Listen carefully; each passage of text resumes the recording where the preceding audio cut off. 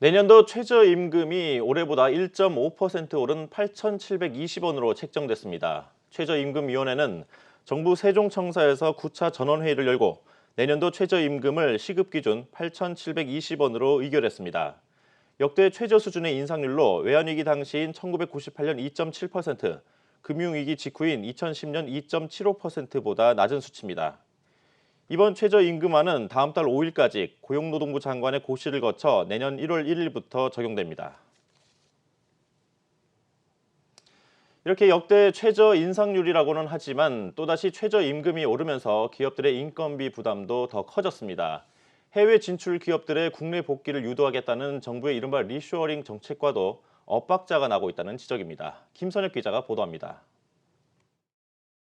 일본 수출 규제에 이어 올해 코로나19 팬데믹이 이어지면서 우리 정부는 요즘 공격적인 리쇼어링 정책을 펼치고 있습니다. 공급망을 안정화하고 고용 창출을 통해 경제 성장을 도모하겠다는 겁니다. 지난해 12월 개정된 유턴법을 살펴보면 해외에 나갔던 기업들이 국내로 다시 복귀할 경우 정부는 법인세와 소득세를 50%에서 최대 100%까지 감면해주고 고용 창출 장려금을 지급하는 등 각종 인센티브를 지원합니다. 그러나 2014년부터 올해 6월까지 우리나라 유턴 유치 실적은 72건으로 저조한 것으로 나타났습니다. 지난달 중소기업중앙회가 진행한 설문조사에서도 리쇼어링 의향이 있는 중소기업은 10%도 채 되지 않는 것으로 나타났습니다. 응답자의 대부분이 국내의 높은 생산 비용을 이유로 꼽았습니다. 인건비 부분이 굉장히 크죠. 지금은 전혀 생각하고 있지 않습니다. 유턴하는 게 더 수익이 높으면 당연히 하죠. 기업 입장에서는. 그렇죠.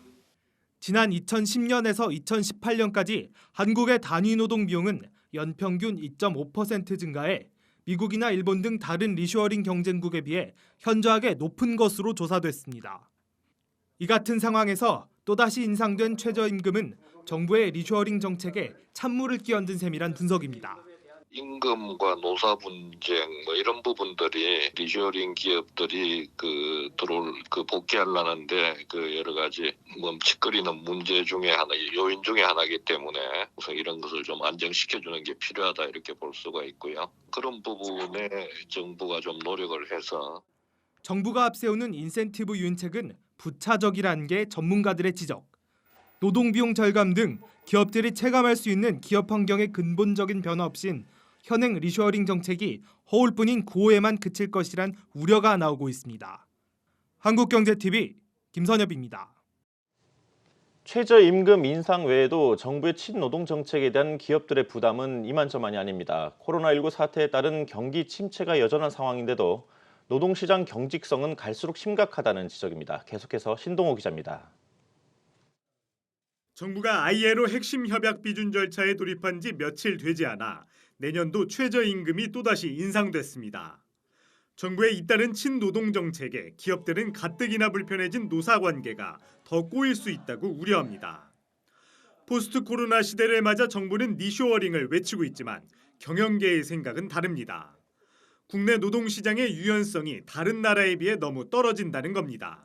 코로나19로 기업 생존이 위협받고 있는 와중에 노사관계마저 대립적 전투적으로 악화될 경우 결국 노동자들의 삶을 꾸려가는 기반인 기업 자체가 흔들릴 수 있음을 인식할 필요가 있습니다.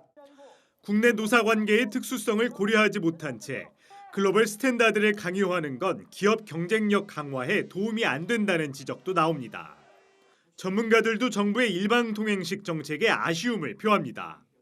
기업들을 다시 우리나라로 불러들이기 위해서는 그런 제반적인 환경이 정비가 되어야 되겠고 그분들한테 메리트가 있어야 들어오는 거거든. 최근에 이슈가 되는 최저임금이라든가 그다음에 ILO 핵심 협약이라든가 이런 것들이 근로자 입장에서 보면은 상당히 어떤 유리한 것인지 몰라도 직접 회사를 하는 입장에서는 그런 것들이 하나의 큰 허들이 될 수가 있거든요. 근로 형태 다변화 등 노사 관계가 협력적으로 발전할 수 있는 안정적인 경영 환경을 만드는 게 우선이라는 겁니다. 현실과 동떨어진 정부 정책에 기업들의 고민은 갈수록 깊어지고 있습니다. 한국경제TV 신동호입니다.